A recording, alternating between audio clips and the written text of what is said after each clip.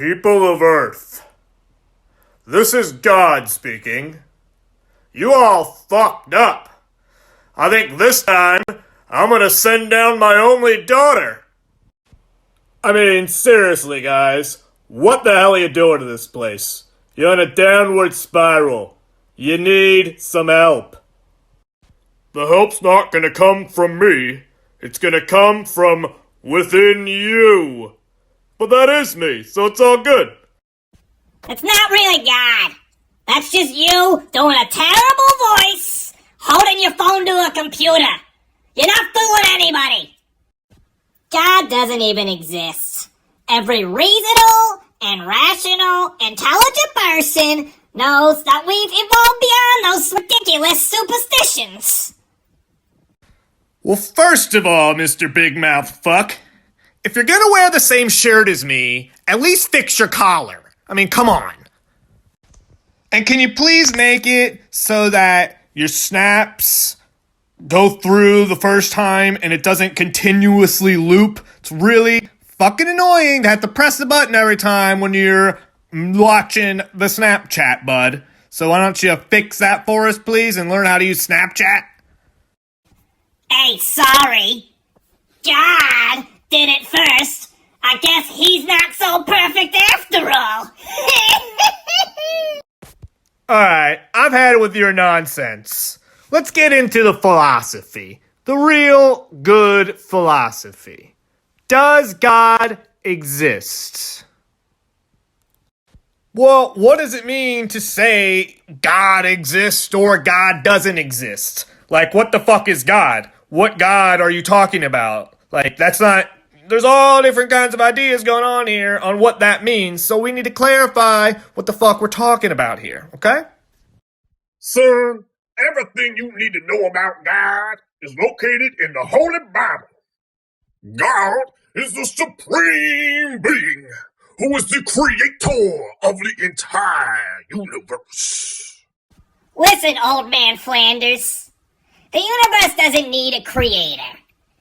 There's an infinite slew of possibilities, and our lives in existence happen to be just one of these infinite amount of possibilities, and that's all we are, just this randomness, and there's no inherent order to anything about existence. There's no meaning, there's no purpose. You can fill your life with a bunch of cute little lies, but it's not gonna help in the never-ending anguish and void.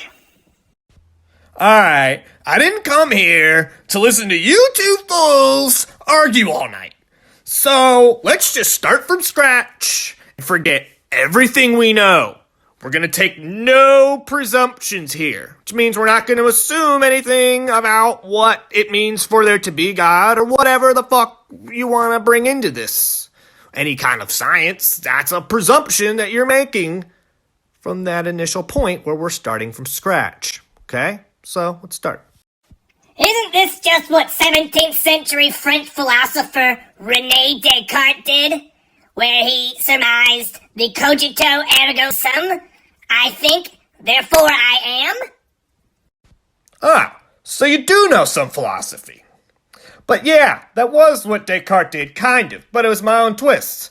He just did it well because it was a good fucking place to start.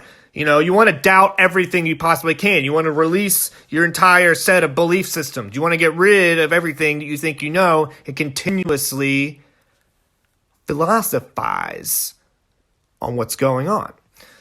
So what René Descartes came down to was that he tried to doubt everything he could, but he couldn't doubt the fact that he was a thinking thing, you know? So what I would say is, you can really...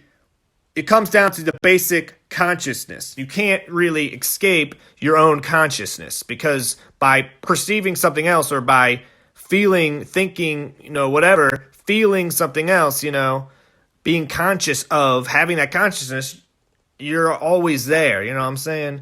You can't escape that. Basically what... But here's the thing. I think Descartes is largely responsible, or in part, for most of the misunderstanding of God today. So, Descartes' philosophy was very popular at the time, or, the time following, where it posited a dualistic philosophy. So one thing Descartes did was had that belief in God, and he kind of, set out to prove God by trying to doubt everything, and then, of course, he went back to God for his own belief system. But, see, the dualistic aspect is key here. So, what you gotta understand is Descartes was coming in around the time of the, whole Renaissance, and then, there was a scientific revolution of that time, and that was largely influenced by Descartes. So, part of it is, there was these superstitious religions, and, they were worried about people performing, like, black magic, and they didn't want science study. They didn't, they was like, oh, science is bad, you can't, study God, you just have to, whatever. So there was a lot of political influence in religion, and so, because the church wants all the control. And so what they decided to do as sort of a compromise was separate the ideas of the soul and say that's the church's study. There's the soul, and that's the consciousness. Right? Separate that from what's the material world outside, the soul's perceptions. So they made this division between the soul, or consciousness, and the perceived world outside. Okay? So from this is largely where modern science comes from. Because they separated their superstitions about things like God and the soul having influence on what they consider to be the material world. Well, some people, it was now allowable to have the perspective. So philosophers developed this perspective that there is this machine-like material world, and, some of them still believed in God at the time and would say God set the world as a machine. So it was like a machine made by God. That was the universe, right?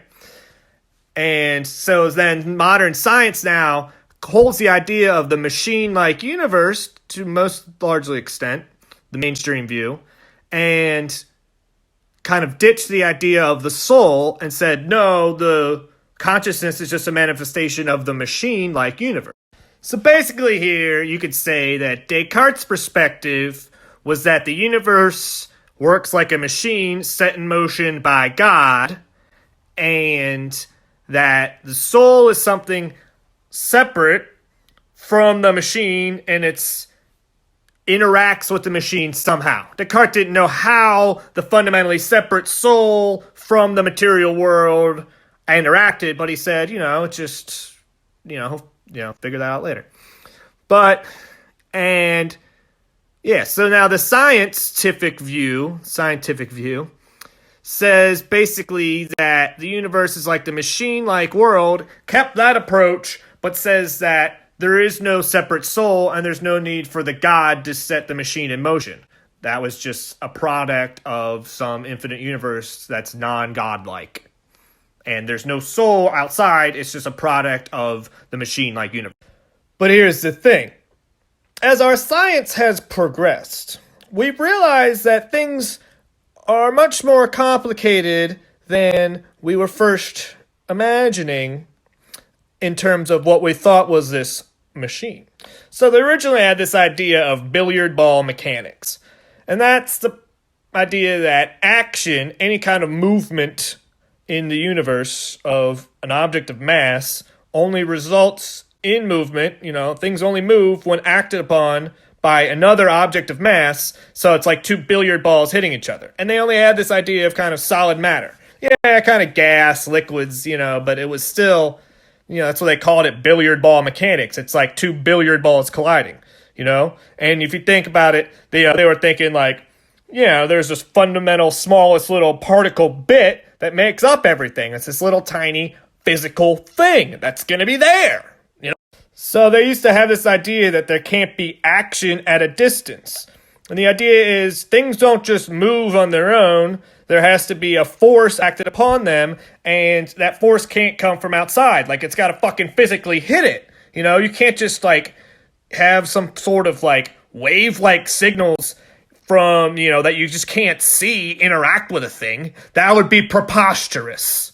Like some sort of communication device which you could just hold in your hand and record and send these invisible signals to give some influence to a fucking communication device on your hand. Meanwhile, there's nothing physically touching at all?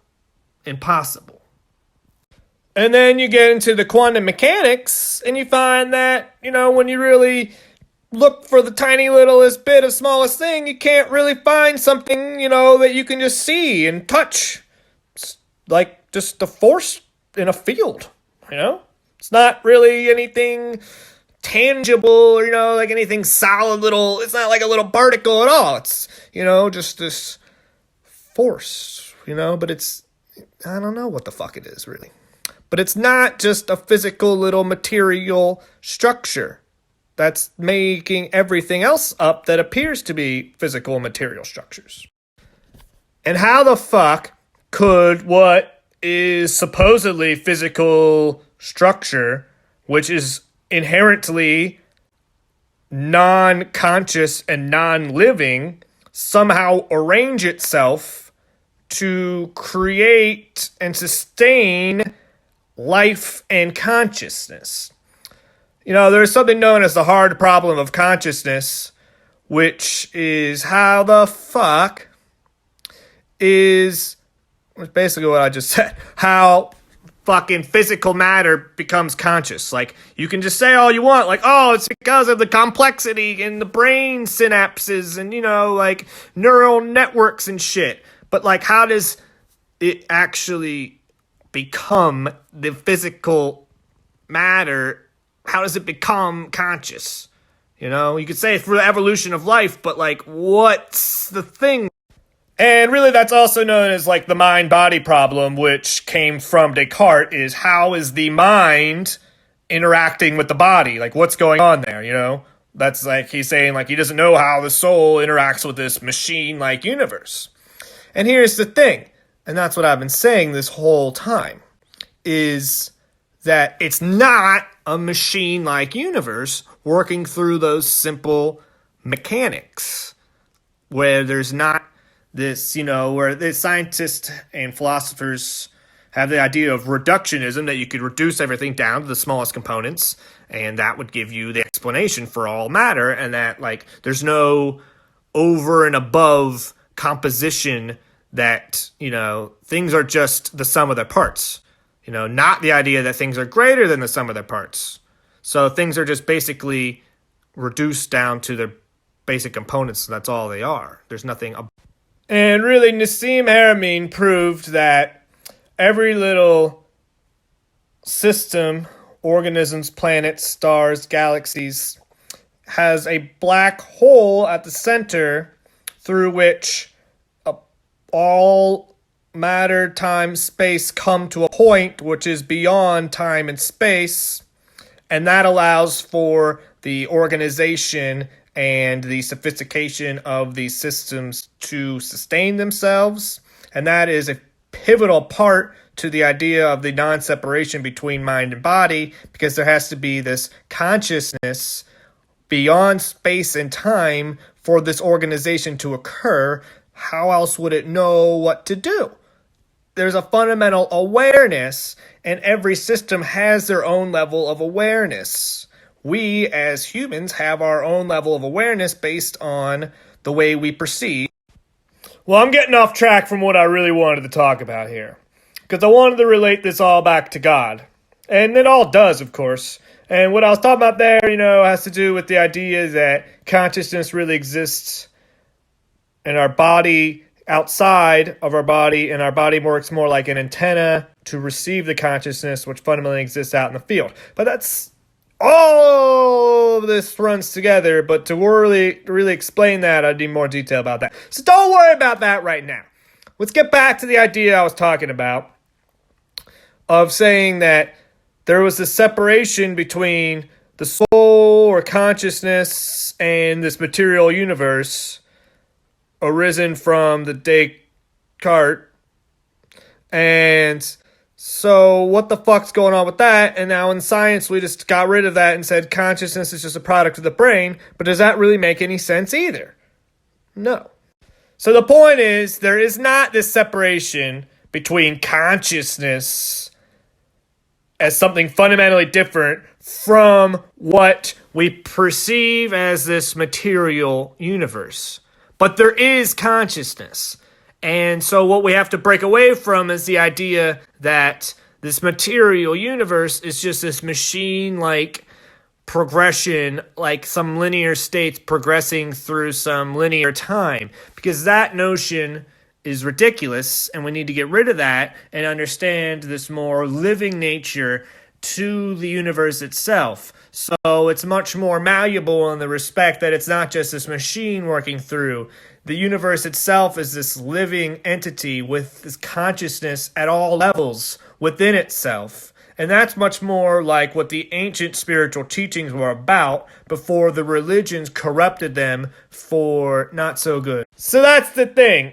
It very well may be the point that the mainstream religions have been purposely constructed as a means to control the people for some agenda that some beings may possess, which we're not really going to worry about that right now. The point is that, a lot of the ideas through this mainstream religion, which deal with the idea of an external God that created the universe, isn't really the point. Now, if there is some external God which created our universe, perhaps that God was some being from some higher dimension, and maybe we shouldn't trust it. I don't know. But that's not really the point here. What we need to worry about is what's behind the fundamental essence of all existence. So all the universes. And consciousness is the most important thing that can be in the entire existence. Now, of course, there's higher levels of consciousness than we currently are at in our human level. So, but it's still that raw awareness of existing itself, which is the most important point to existence.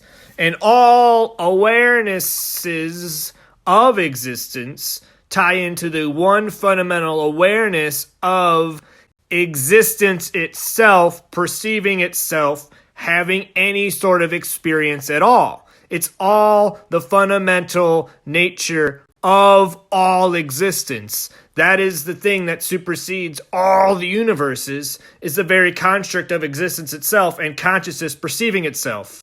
So to sum it all up, maybe there is no external God separate from the universe itself which created the universe. But instead, that God is consciousness itself, able to establish itself through all different levels and dimensions. And these different levels and dimensions of consciousness are like heaven and hell. And so this consciousness is this infinite fractal holographic understanding of itself. And we are these vessels through which the fundamental nature of all existence is understanding itself and having the experience. And the universe itself isn't some machine with some separate light consciousness in that regard, or no actual causal efficacy of consciousness. Instead, it's all infused into one infinite existence, expressing and understanding itself through this means of consciousness, through all these various means, interacting with itself and having influence. So there wasn't this first moment of creation of God to set the universe in motion and have our souls and to judge our souls. Instead, we are the soul of the universe experiencing itself, having the experience, and we can have these deep spiritual understandings and reflections because that's what we are, the universe, the spirit itself. So we can't limit ourselves to this basic material science understanding, which doesn't even understand the nature of consciousness and its place in the universe to have this creative power. There wasn't the one moment of creation. Instead, there are constant creation, as it's all a co-creative universe of consciousness. Consciousness is fundamental to the universe itself. and is the essence and the point behind the initial premise of all the religious and spiritual teachings. However, this is largely corrupted and misunderstood through the means of aliens. Oh yeah, I know, it just got a lot crazier because of the fucking aliens, and we're there. But we don't need to worry about that. Instead, just worry about trying to find the best means within yourself, because that's where it all comes down to, that basic essence of consciousness within you, and you want to take that and be comfortable with that. You want to be comfortable with in existence itself and the whole idea of existence, and you want to love it and embrace it, because if existence itself didn't love and embrace itself, it would create and destroy itself, because it didn't like existing. So it would try to stop existing, but if it loved itself, it would create more of itself to love and to better itself, and that's what you are, creating it. Well, how about that? Amen.